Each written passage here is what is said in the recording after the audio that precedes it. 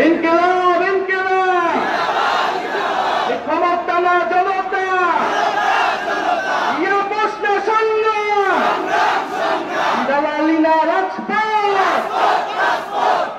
বিসমিল্লাহির রহমানির রহিম। প্রিয় হবিগঞ্জবাসী, দেশ গড়তে জুলাই পদযাত্রায় আমরা আজকে এসেছি হবিগঞ্জে।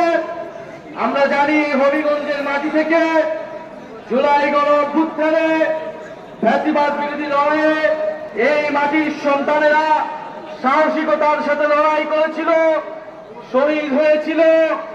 এক বানিয়া সংগ্রামে আমরা জানি 9 জন শহীদ হয়েছেন। পুরা হবিগঞ্জে 20 জনের কাছাকাছি শহীদ হয়েছেন।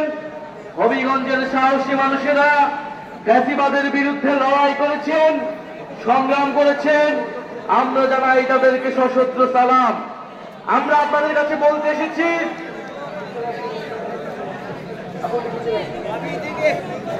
আমরা হবিগঞ্জবাসীকে জানাতে এসেছি, আমাদের লড়াই শেষ হয়নি। আমাদের এই যুদ্ধ মুজিববাদ এবং ফ্যাসিবাদী বন্দোবস্তের বিরুদ্ধে যে লড়াই আমরা জুলাই আগস্টে শুরু করেছিলাম, আমরা নতুন বাংলাদেশ চেয়েছিলাম, সেই লড়াই এখনো শেষ হয়নি। কারণ আমরা আমাদের আকাঙ্ক্ষিত নতুন বাংলাদেশ পাইনি। প্রিয় হবিগঞ্জবাসী, আমরা আপনাদের কাছে বলতে এসেছি, জনগণের পাশে আমাদেরকে আবারও দাঁড়াতে হবে। এলাকায় এলাকায় যে দুর্বৃত্তায়নের রাজনীতি আবার নতুন করে শুরু হচ্ছে, মুজিববাদ পুনর্বাসিত হচ্ছে, চাঁদাবাজ দখলদারিত্বের রাজনীতি ফিরে আসতেছে, আমাদেরকে সেই রাজনীতি ঠেকিয়ে দিতে হবে। আমরা মনে করি ফ্যাসিবাদ বিরোধী লড়াইয়ে যে একতা, যে সংহতি বাংলাদেশে তৈরি হয়েছে রাজনৈতিক দল এবং জনগণের মধ্যে, দেশের পক্ষে জনগণের পক্ষে সেই সংহতি ঐক্য আমাদেরকে ধরে রাখতে হবে। কিন্তু তার মানে এই নয় যে আমরা চাঁদাবাজির রাজনীতিকে প্রশ্রয় দিব।